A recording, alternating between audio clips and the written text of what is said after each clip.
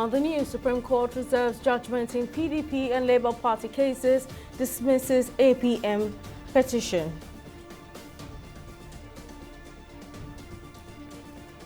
UK court dismisses $11.5 billion P&ID arbitral award against Nigeria. And President Tinubu woos investors with improved FX liquidity at 29th NESG Summit.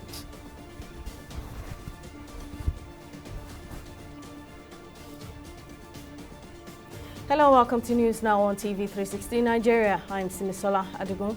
The Supreme Court has reserved judgment in the appeal by Atiku Abubakar and the People's Democratic Party (PDP) against the judgment of the Presidential Election Petition Court, which affirmed the victory of President Bola Tinubu in the presidential election. It also reserved judgment in the appeal by the Labour Party and dismissed the Allied People's Movement (APM).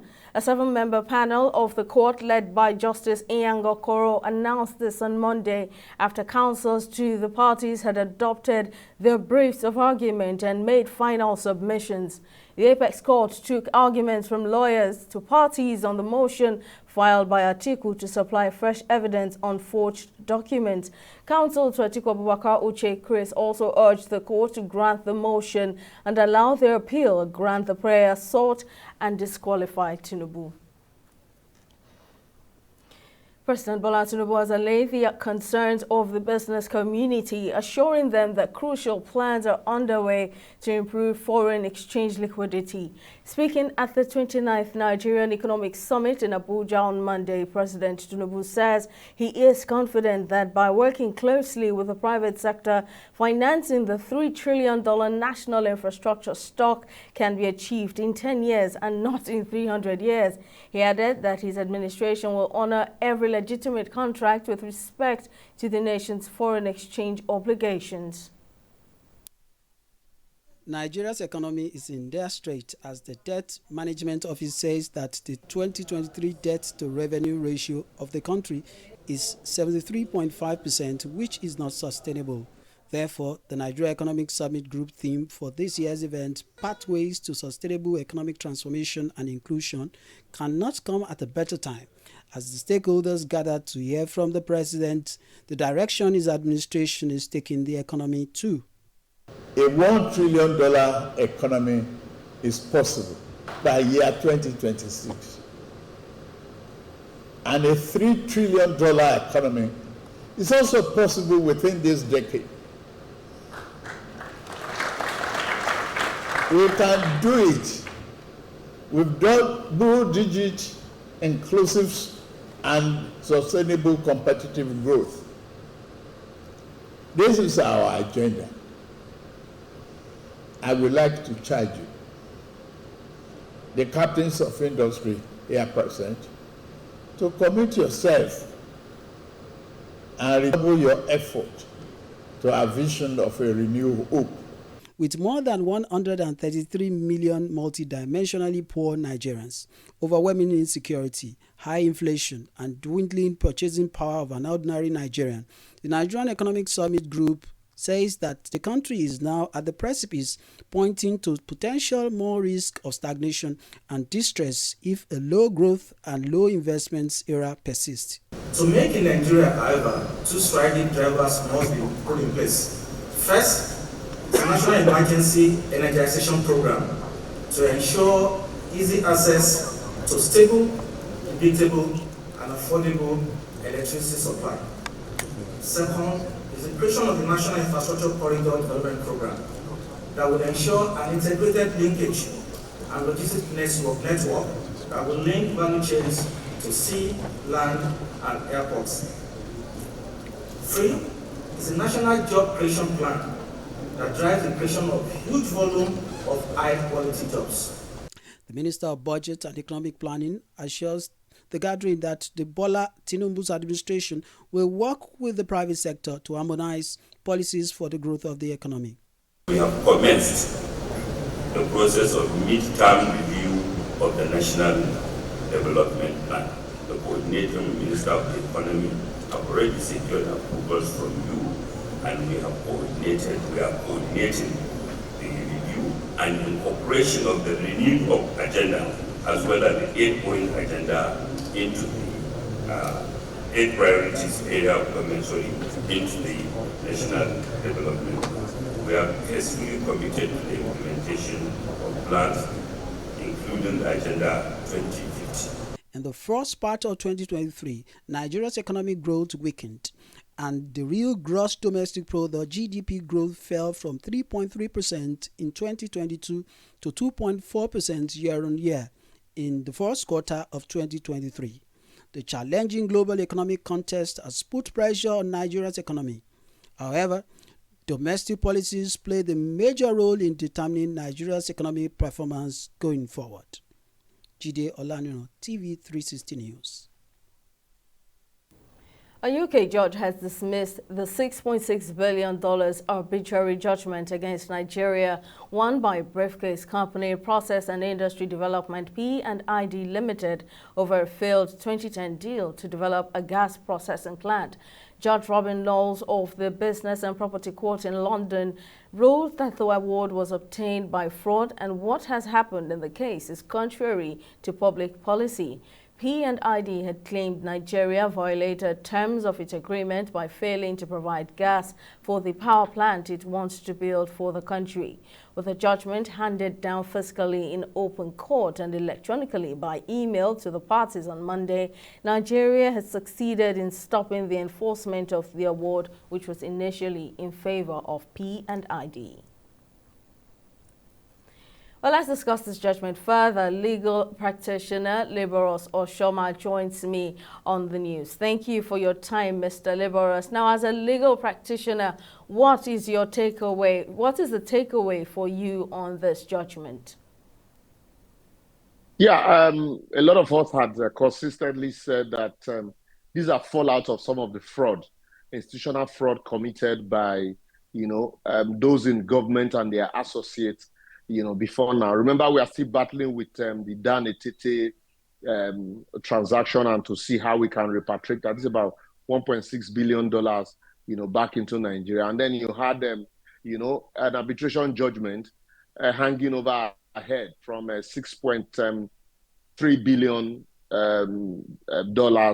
to 11, which accumulated interest of $11 billion or so. And thank God we are two things to take away from me. The fact that, you are in a jurisdiction that understands that a contract that is originated through compromise, bribery, fraud, and corruption, an award cannot stand on such a contract. But, however, if we were in this climb, our court probably would have been looking at it from the fact that, yes, there was indeed a transaction that had been breached. And you look at it strictly from that realm. But the court in London, decided to look at it otherwise. First and foremost, the foundation upon which the contract rested is faulty. And also, this, you can criticize Buhari's government, but this was one of the fallout, one of the areas they defended strongly. This to also state that the former president, Goodluck Jonathan, was part of the negotiation of this award, also, states how well, the shame and the institutional stealing or fraud that had consistently taken place in Nigeria. But today, Nigeria has been given what you would call, a breather, and there's need for us to still look inward and begin to review most of other contracts that we have awarded in such questionable circumstances. Right now, the judgment has shown that we must firm up our due diligence as a nation. Now, how can we go about that going forward? It's not just firming up our due diligence as a nation. It's also, looking at our legal jurisprudence and the way our court handles matters. Yeah, you find out that most contracts in Nigeria, if not all, are awarded on the basis of compromise, here and there, bribery allegation. Imagine having to ferry a bribe of $215,000 from Ireland to Nigeria to bribe officials. Also, this reminds me of a company in sometimes back that in Switzerland, the company is still doing business in Nigeria till date, a company that was fined $20 million in Switzerland for bribing MP officials in Nigeria for award of contract. But unfortunately, these companies are still doing businesses in Nigeria. What this has shown is that we no lesson learned and none taken. As I speak to you now, contracts are still being negotiated in Nigeria and bribe is still being taken to award contracts to companies that are not, in most cases, you find out that some of these companies do not even have strong, backing or strong recommendation in the specific fields that they are supposed to play in. Like this P&ID, you begin to wonder what are the antecedents, what are the precedents in as far as gas construction is concerned, apart from this Nigerian contract.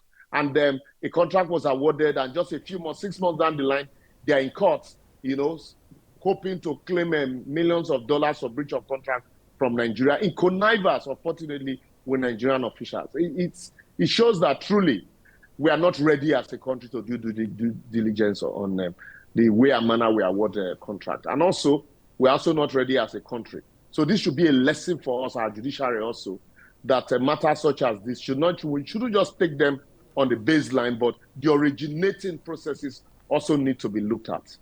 All right, legal practitioner Liberal Oshoma, many thanks for lending your thoughts. Moving on, in Nigeria, flooding has been attributed chiefly to human factors such as poor waste disposal practices and management. Now, as part of efforts to curb this environmental challenge, especially flooding that constantly threatens human living conditions and livelihood, Smart Gas has recently launched its Trash for Gas campaign in Odiolowo Ojuwoye Local Council Development Area in Mushin, Lagos. According to the organizers, the campaign is to ensure that people living in slums stop indiscriminate dumping of refuse and drainages that can cause devastating impact of flooding in rainy seasons. Our correspondent Sydney Okafo has more on this story. Reckless disposal of refuse by the roadside is a regular sight in Mushin, a suburb of Lagos. Even drainage channels have been turned into dump sites. The situation becomes worse when it rains, where the flood washed all the dirt in open gutters onto the streets. To suppress these threats to human health and eyesore to members of the community and passerby, Smart Gas has launched its Trash for Gas campaign in Odiolowo Ojuwoye of Mushin. There is a process to the exercise. Residents bring in trash plastics, containers and empty cans picked from their environment. They are given hand gloves, plastic bags to pack and separate the materials for recycling. The trash is then swapped for free cylinders filled with gas to over 370 residents in Odiolowo Ojuwoye community. Apart from offering a cleaner and safer alternative to trash disposal, CEO Smart Gas, Yinka Opeke, says the Trash to Gas campaign aims to promote the use of cooking gas as a safer alternative to kerosene, firewood and charcoal. Regarding this trash to gas, for those who are not using gas already, are typically using firewood, kerosene, charcoal right now. So they're really very littered and dirty. So as against just giving them these cylinders and doing the advocacy, which is good, why don't we conduct an on-site sanitation exercise, whereby we give them the recycled bag, the plastic bags, tell them about waste segregation and ensure that they take the trash from their environment in exchange for the cylinder for the lower income people who typically live on less than $2 a day. On his part, the chairman Odiolowo Ojuwoye Local Council Development Area said it is to promote a cleaner and healthier environment and also empower the residents of the community. What we have done with trash for gas is synonymous with the policy direction of Lagos State government on the need to sensitize our people, to educate them, to let them know that they have a role to play. So there is need for everybody, be it the citizens or the government, to be on the same page as far as realizing an healthier and cleaner environment. Some of the beneficiaries praised the organizers' efforts in helping them switch from their conventional way of cooking with kerosene, firewood and charcoal to gas cylinders. I want to thank Smart Gas for giving us trash for gas. I want to thank the Odiolowo Local Government LCD and Madam Opeke, Dr. Opeke, for giving us this gas. From firewood to gas and from charcoal to gas. We thank you all for everything you have done about this gas. I want to appreciate Smart Gas for this kind of program. It's an encouragement to LCDA, Odiolowo Ojuwoye, and it's just going to encourage people that are using charcoal, that are still using firewood. This is an encouragement for all the guys they have given to us. I want to say a very big thank you that this company will go forward. The Smart Gas CEO said, although partnering with the local government has helped grow the community development initiative, they are also open to potential partners, specifically with recycling companies that can transform waste into renewable energy. Sydney Okafor, TV360, Lagos. It's time for a short break, but still to come. Federal government and IHS Towers signed $1 billion deal to build 3 million technical talent communities. You stay with us. News Now will be right back.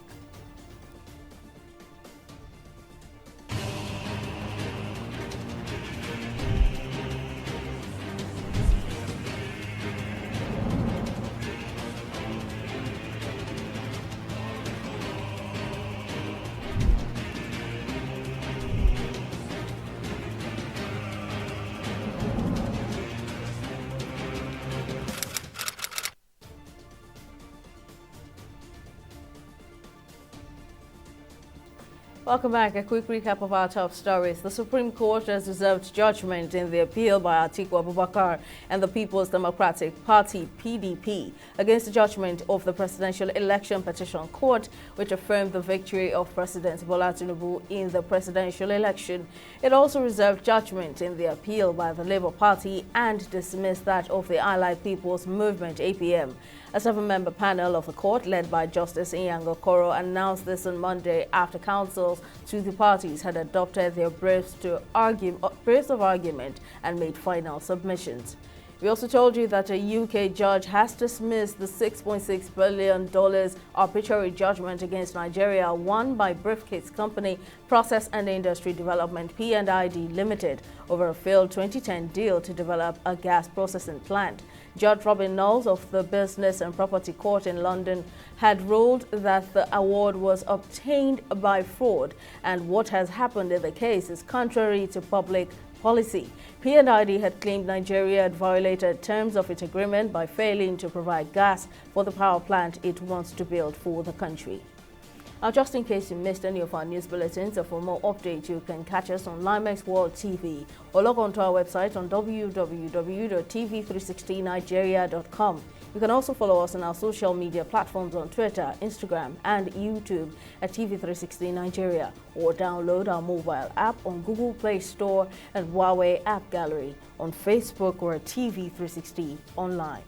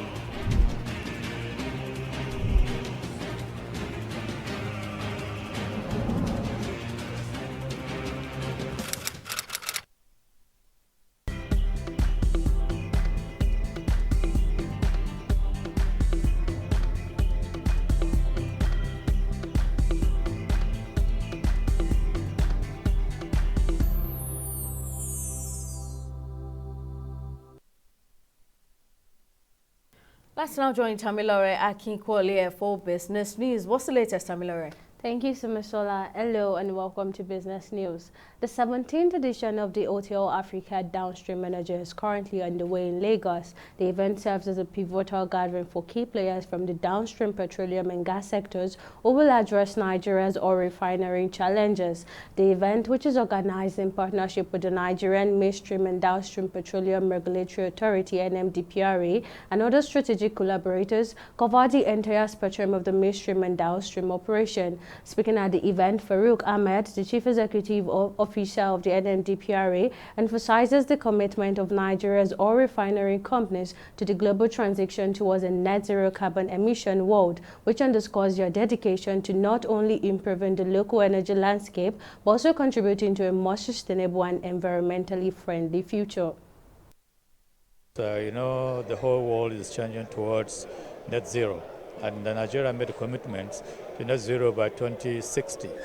Therefore, there should be always a beginning. I know we have come a long way, but the focus of this government particularly is to unleash the gas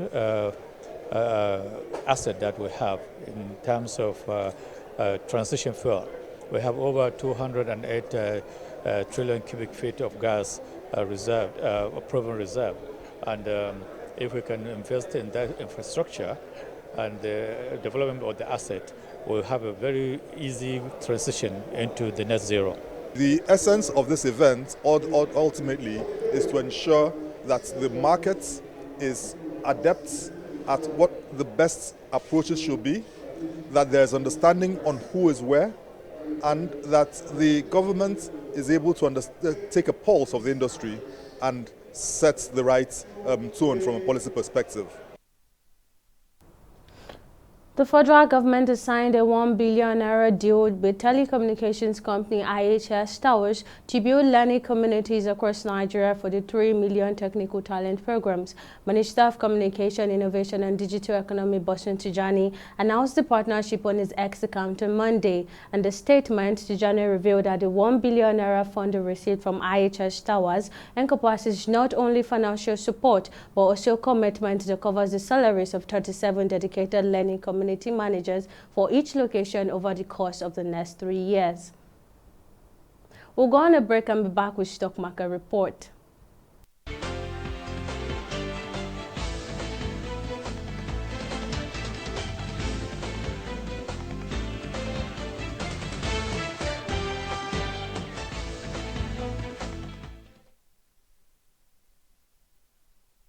Nigeria's equities market kicked off a new week in red as investors lost 22 billion naira to close at 0.06%. As investors continue to price at risks of deteriorating economic conditions, at the end of today's trading, the market cap closed at 36.75 trillion naira. On the losing side, VFD Group comes out last with an end-of-day price depreciation of 9.9% at 242 naira 40 kobo per share, followed by Mike Nichols, which depreciated by 9.68%. With the market ending in the BS, today's data shows 53% improvement in volumes, 23% improvement in deals, and 31% decline in turnover. Now, over to our global scene, it's a good trade day for U.S. Dow Jones as it ended on the positive side with 0.0052%, leaving the UK FTSE and Japan's Nikkei at 0.37% and 0.88%.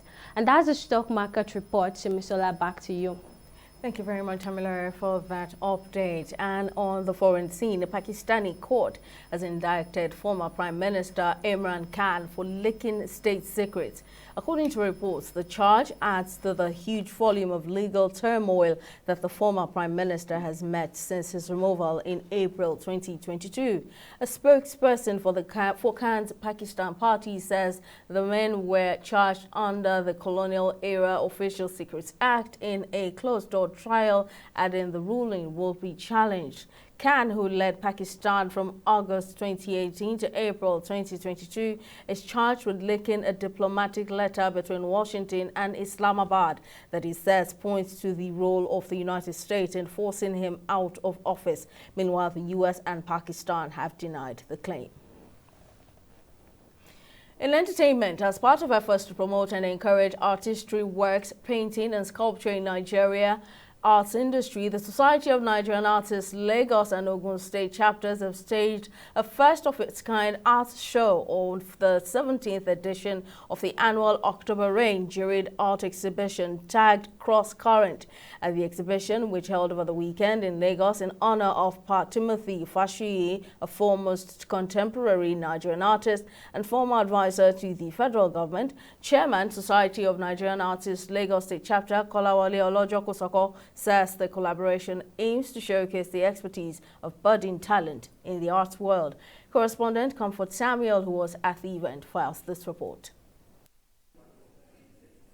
With the multiplicity of individual creative flows in Cross Current, artists have successfully created a surging confluence of art expression that will have a lasting impression on viewers. This exhibition at the Gemini Museum, Lagos, has reconciled different generations of contemporary artists, as it includes works by some Nigerian legendary art icons alongside the works of other established and emerging names in the art industry. Speaking at the exhibition, Chairman SNA Lagos State Chapter says this new collaboration of Cross Current will help emerging artists showcase their art, while he also appeals to the government to look into the area of art, culture and development of the youth in the country so as to help encourage vocational training in schools. We need to open new corridor in art. We need to open new corridor in the area of collaboration. We need to begin to speak new language in the creative arena. So this collaboration is a new development which has come to stay. You just keep on moving. You don't know when your luck will shine. You don't know who will see your artwork and will develop deep interest in your artwork and will like to collect your artwork. And that could be a turning point in the life of such a person. Art and sculpture in Africa and Nigeria is experiencing an upward trajectory. Occasions like this will help push emerging artists in the arts industry forward. There is room for arts and there's room for the creative industry to also grow. And under the current administration, there's a particular focus on that sector, and I'm sure that with the support of the government and players in the industry, there will be massive growth in this space, in spite of the economy. It had really shown how the freedom of expression and the creativeness of the Nigerian people have demonstrated. So it's not just the Nollywood movie, not just your music talent showing around the world, but a true artistic, deep-rooted here in Nigeria society, no matter from which generation, and I think it will pass on to the next and the next generation go on. For the participating artists, their awesome works is used to communicate possibilities while discharging creative energies to the world. You can see the ladies standing out and the other ladies going back. That is what is happening today in our society, where women are shying out from their responsibilities, when they are shining out from what they're supposed to come out to speak. We know that men, they're always at the forefront. But we women, without us, nothing can go. Meanwhile, the goal of the Cross Current exhibition is to provide a classic showroom experience and a ready market for respected collectors and top buyers of quality arts. And it's a wrap on news now at this hour. Many thanks for staying with us. See you again next time. Bye for now.